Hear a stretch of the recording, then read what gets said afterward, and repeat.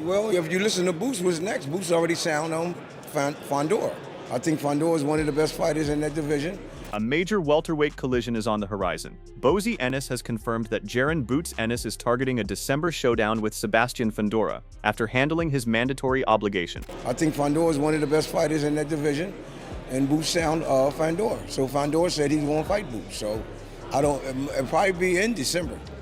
Probably be. I'm just throwing it off because Fundora going to fight now. I think he's going to fight, what, next week? Looking ahead to the matchup, Bozy Ennis acknowledged Sebastian Fundora's physical advantages, highlighting his height, long reach, and ability as a fighter. However, he remained confident in Jaron Boots Ennis's abilities, believing that a challenge like Fundora could push Boots to another level and allow him to showcase skills that fans have yet to see. We're going to be able to do what we normally do. We're going to take care of that. You know what I mean? Fundora is a tall guy, long arms, and he can fight. You know what I mean? I want to see him, maybe he can bring Boots to another level. You know what I mean? Like I said, they ain't see them levels, all the levels he can do. Jaron Ennis shared that excitement, describing Fundora as the kind of opponent fans want to see him face. With a world title and a massive frame, Fundora presents a unique test, and Boots believes the matchup would give people a chance to see how he stacks up against one of the division's most unconventional fighters. I feel like Fundora a big fight because he got a belt and he's 6'5" or 6'6" or something like that. That's something that everybody gonna want to go see that. Like they want to see how I match up against that. Robert Garcia, however, saw the matchup differently, viewing Sebastian Fundora as a difficult stylistic challenge for Jaron Boots Ennis. He argued that Fundora's awkward approach and continued development could create major problems, even giving the champion the edge because of the way their styles match up. Against Fundora, man, I think it's tough, man. Fundora has a style that it's not going to make you look good. I would say I favor Fundora on that one, man. It's a fight that's not going to be easy for Boots because styles make fights, and Fundora lately, since he became champion, he's getting better and better and better. Ain't nothing stopping Fundora right now. Expanding on that point, Robert Garcia explained that the style most likely to trouble Sebastian Fundora would be a relentless pressure fighter who attacks the body and forces him into an uncomfortable battle. However, he did not see Jaron Boots Ennis as that type of fighter, pointing to Boots' speed, footwork, and technical approach. Because of that stylistic contrast, Garcia favored Fundora and questioned whether the matchup would be the right move for Ennis. I think the only thing that could stop Fundora is a pressure fighter that's not gonna give up and he's gonna keep coming, working the body, and just kind of bullying Fundora into a fight, pressuring him into a tough fight. I think that's the style that might hurt Fundora. But Boots could also fight smart. He's he's got good footwork too. He's got good speed. So I don't think Boots is the type of brawler that's gonna push Fundora back. So I think that right there, I favor Fundora on that one. I think so. I think it's probably a mistake for them to take that fight.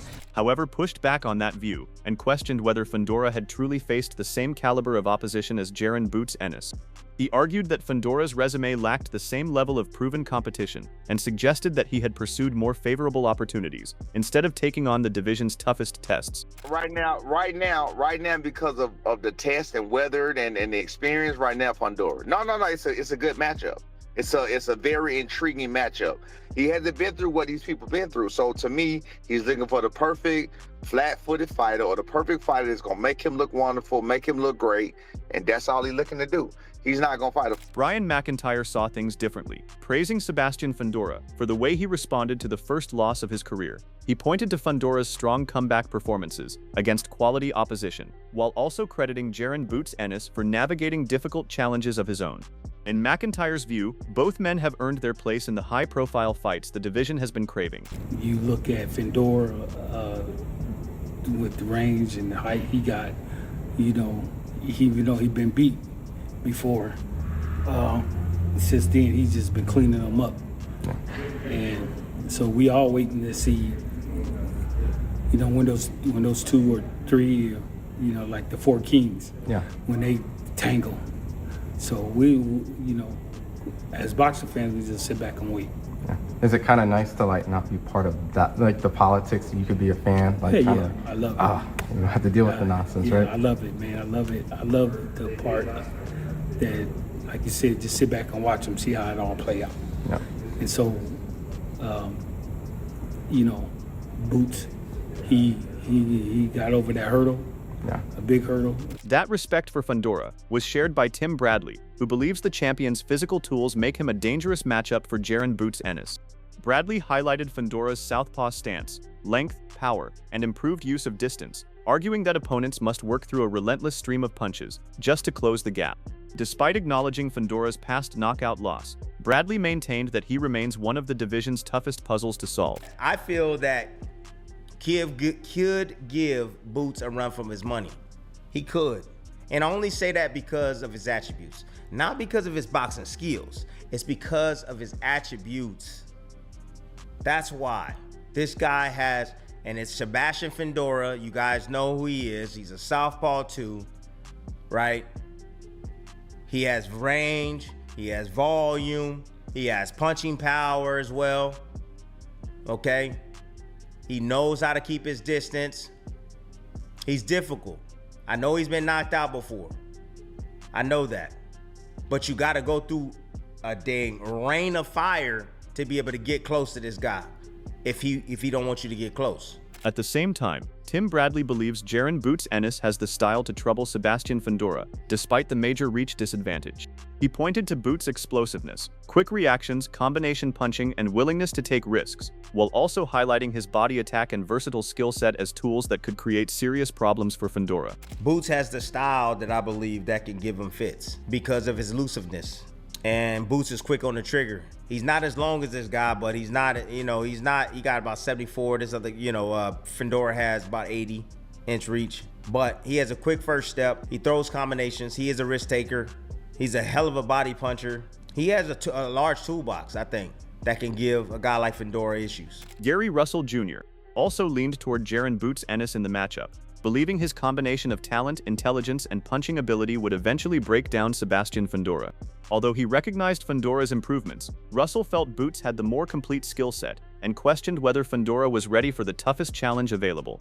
I mean, if he was to take that fight, now look, it's two sides to that contract. I gotta send it, and they gotta get accepted. So who knows? If he send it and Fundora accept it, then yeah, Boots he gonna have to work him. Now I feel like he got the punching power and he's creative with his hands enough to put some combinations together to break this guy down.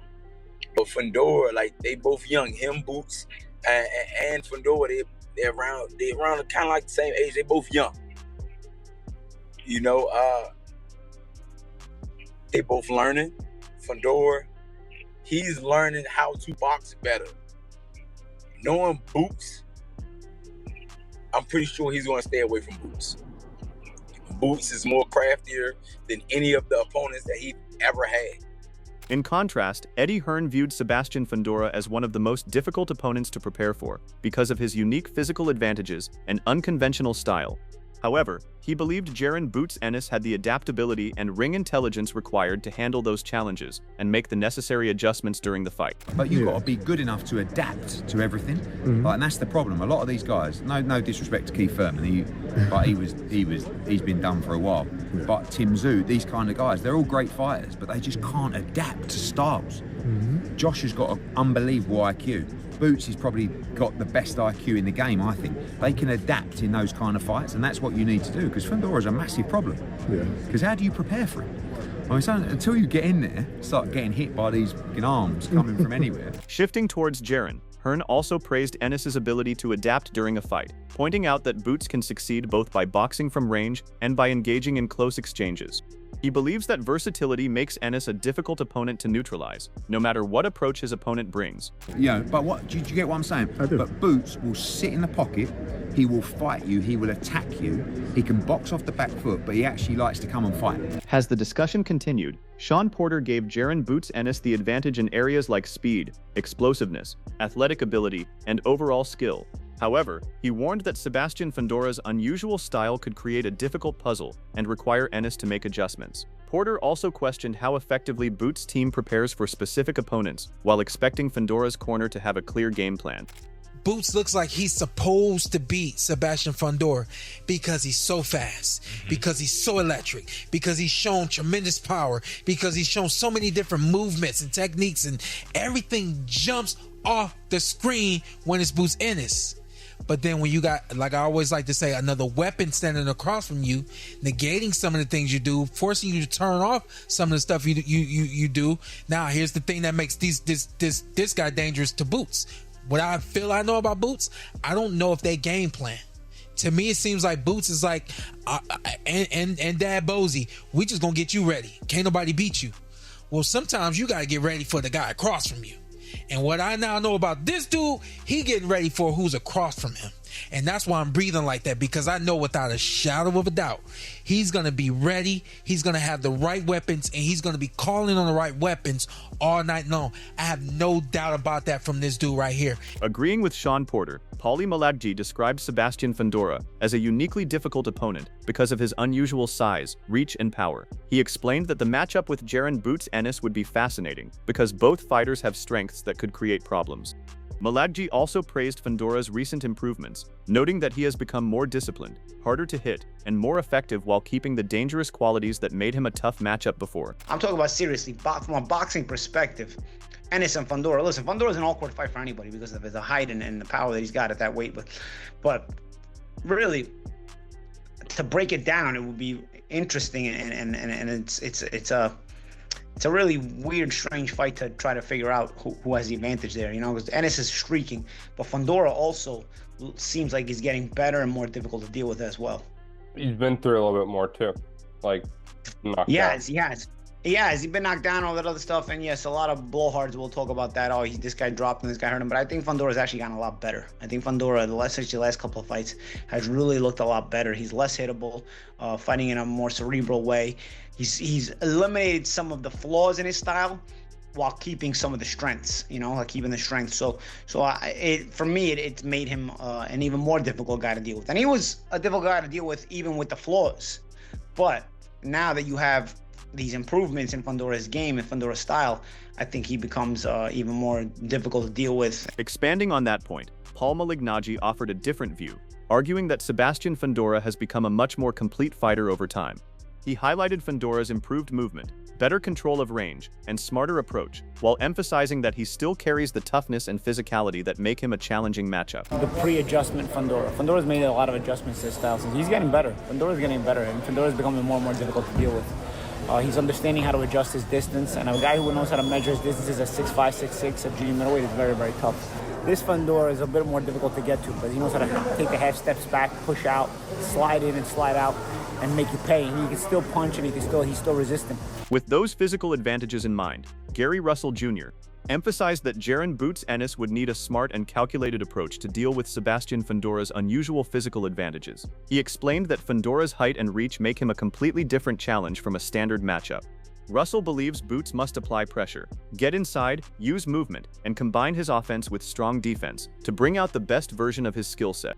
Boots, he really have to go chase his man down.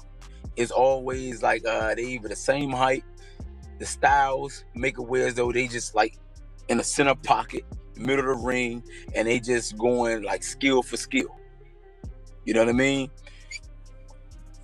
With this 7'8" tall guy, he like 7'8".